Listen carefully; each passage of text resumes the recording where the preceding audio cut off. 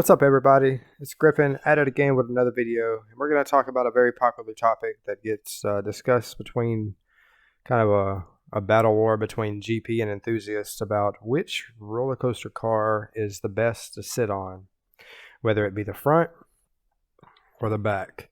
Which one is the better ride? So we're going to kind of discuss the two. And so this is what really sparked this video about 4 or 5 months ago, sometime this past summer. We had a little heated debate when I was at Six Flags Fiesta, Texas. And the guy was sitting there. It was just a random guy, and he was just kidding around. He was like, "Hey, what are you doing? Real men ride the rides in the front." I'm like, "What are you talking about? Like, real men ride in the front? Like, what is this?" So I asked him this, we were on Iron Rattler, okay? He was waiting in queue for Iron Rattler. And this was around the first weekend that they started doing, full trains. So I already knew that the best ride on Iron Rattler was going to be in the back. So he had a different view as to why he wanted to ride the ride in the front. I had a different view as to why I wanted to ride the ride in the back. So that's pretty much why we're making this video, is to kind of determine which one is the best for me, riding in the front versus riding in the back. Now, one of the first things I want to say is riding in the front or riding in the back really depends on which roller coaster you're on at the time. You can't say riding in the back on every roller coaster is going to be the best ride experience, or riding in the front on the roller coaster is going to be the best experience overall, because there's no just in between positioning in the car to get the best ride experience every single time. If you ride in the middle, which is kind of where everything is kind of tested as far as speed and lateral forces go, then you might have a pretty decent ride every single time riding in the middle. Whereas some people like to ride in the front for their own reasons. And so we're going to cover what the front seat has to offer. I see a lot of different people riding in the front, which there are a lot of advantages and disadvantages to riding in the front. One of the disadvantages is long queue lines. Anytime I go into a big roller coaster like New Texas Giant, Iron Rattler, Wonder Woman kind of differs because their ride queue line is different. It's always moving, so you don't really get to choose which row you sit in, unless you're with a group or something.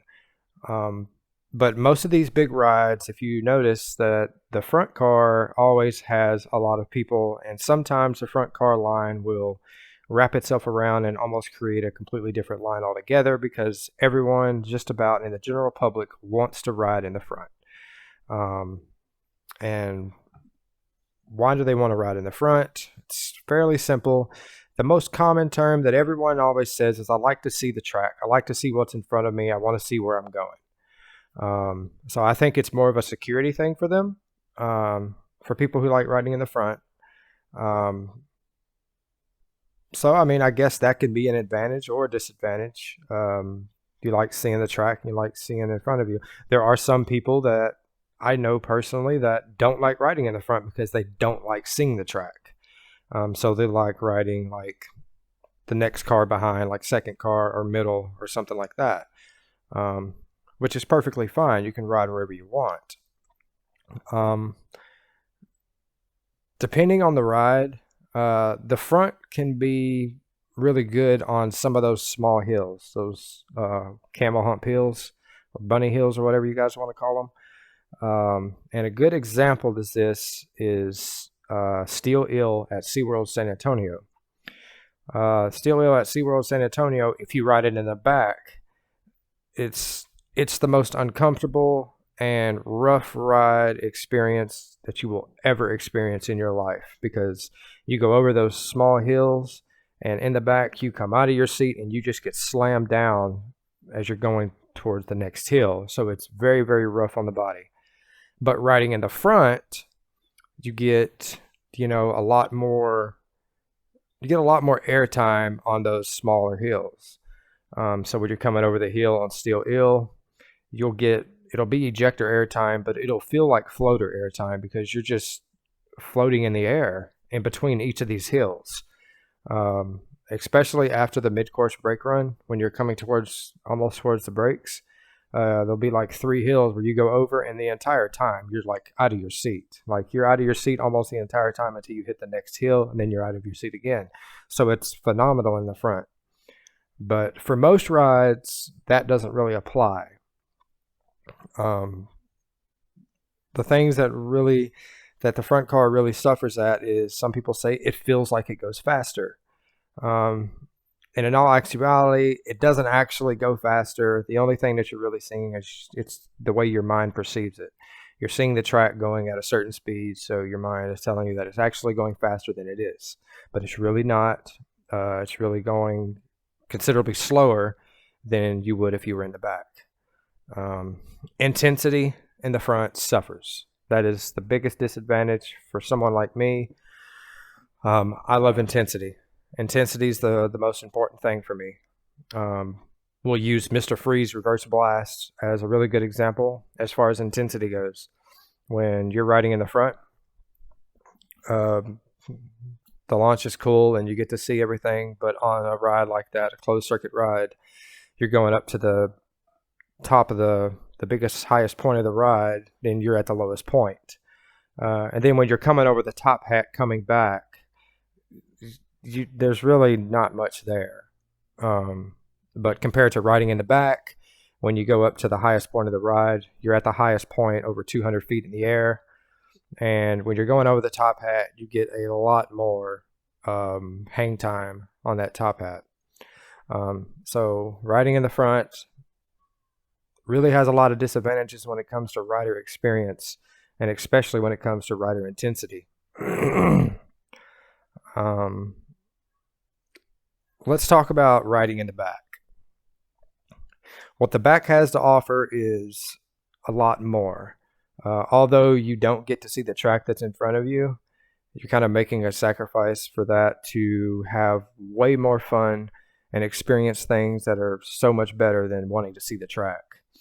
We'll give New Texas Giant, Wonder Woman, and Iron Rattler, the 3 RMCs in Texas, as a prime example to this entire ride. All 3 of them have really good drops at the first drop. Iron Rattler has 2 drops. The original first drop, which is probably the best drop in the state of Texas by far. And then you've got the drop off the quarry wall. Sitting in the back, when the front train reaches the top of the hill, the back car is already going over the hill because you've got the entire weight going down that hill and it's pulling the back car. So you just zoom over it and you legit get a lot of airtime going over that first drop. So it's way better first drops on any ride that's going to have a halfway decent first drop. I remember riding Superman Krypton coaster at Six Flags Fiesta Texas, riding it in the back.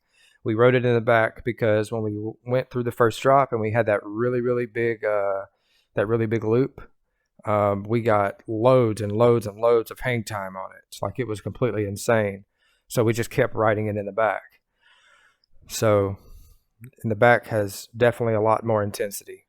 Airtime wise, riding in the front, you're going to get some airtime, but on RMCs and main roller coasters that have big bouts of airtime, you're not really going to see that much of it in the front.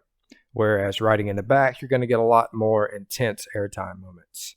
Shockwave is a good example of this. There's a couple of big airtime moments that are very significant in the back. New Texas Giant has quite a few airtime moments that riding in the back, it kind of intensifies. Riding these rides in the front almost get little to no airtime whatsoever. So riding in the back, you get a significant amount of better airtime. It's faster over the first drop. Anytime that you've got lateral forces in play, it's so much stronger in the back. It's always stronger. You'll see me anytime if you rode with me or you've seen me, anytime I go into a queue and I know the ride is going to be fast and I know there's a really good drop, I go immediately walk in and I go directly to the back. I rode with a couple friends of mine at Fiesta, Texas last month. We walked into the Iron Rattler queue. They started walking towards the main area. I went straight to the back. And he asked me, why are you going to the back? I said, dude, the back is the best part. You get more airtime. It's faster. It's better. It's the best place to ride it. So that's why we do that. Most enthusiasts that are riding roller coasters because they want the most intense experience. The general public tends to, some of them might want to ride in the back, just to try it out. But 99 times out of 100, the general public is going to stay towards the middle and the front. You'll get some people that just like riding in the back, and that's all fine and dandy, but you're going to get the most intense rides there, riding in the back. So to answer the question, which is better, riding in the front or riding in the back? If you're just normal Tom, Dick, or Harry, and you're going to Six Flags with your family for the weekend, and this is your family vacation, then you're probably going to ride in the front or the middle. Okay, I'm just going to give it to you. Okay, but if you go to Cedar Point, and this is where 99% of all enthusiasts end up going, they end up going to Cedar Point, and there's a reason why they go to Cedar Point. Is because they have probably the best and most intense rides there. Guarantee you see enthusiasts getting in the line for Steel Vengeance, they're going one place. They're going to the back. You see an enthusiast ride Iron Rattler, they're going to the back. You see them ride Wonder Woman, it kind of varies on that ride because that ride's aggressive. So in the back, you get a lot of airtime, but your shoulders really suffer for it. New Texas Giant, you see an enthusiast ride it, they're going to ride it in the back. Guarantee it every single time. Anytime that there's a big ride with a big drop, they're going to ride it in the back. My personal opinion, which car is better, front or the back? On most rides, I'm going to say the back car is better. By far, long shot. Anybody that knows me already knew what I was going to say. Because I always say all the time when I'm in videos or vlogging at a park, I'll sit there and say back car is the way to go on a lot of these rides. Even if they don't have a good drop and there's airtime bouts in there, you're still going to enjoy the ride and it's still going to be so much fun. So yeah, back car for me is where it's at, especially on like Mr. Freeze or Top Thrill Dragster or something like that. That's a given. But yeah, like I said at the beginning of the video, the general public seems to stay towards the front. Enthusiasts seem to stay towards the back. It's just overall more intense ride. If you want an intense ride, ride in the back. If you want to ride the ride and just have fun and just kind of have a mellow ride and a good time, ride in the front. Well, all right, man, that's going to do it for this one. If you haven't already, go ahead and hit that subscribe button. It's free and it helps me out a ton. And we will catch you guys in the next one. Peace. Say bye-bye. Say bye-bye. Bye. Bye. All right.